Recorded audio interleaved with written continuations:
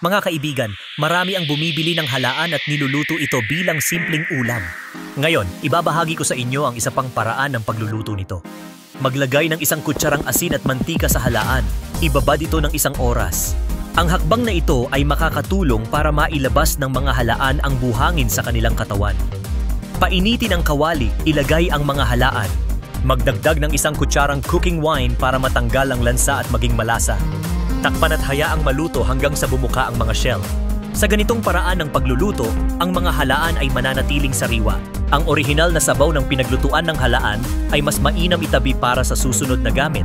Mag-init ng mantika sa kawali, ilagay ang sibuyas, luya at bawang. Ihalo ang tinadtad na sili.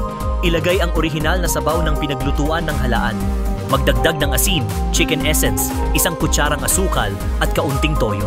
Lagyan ng kaunting oyster sauce para sa mas masarap na aroma. Magdagdag ng tamang dami ng tinunaw na cornstarch. Pakuluin ang sabaw hanggang sa ito'y lumapot. Ilagay ang mga halaan sa kawali. Idagdag ang tinadtad na sibuyas at kinchay saka igisa ng kaunti bago ihain. Ang mga halaan na niluto sa ganitong paraan ay sariwa, malasa at sobrang masarap.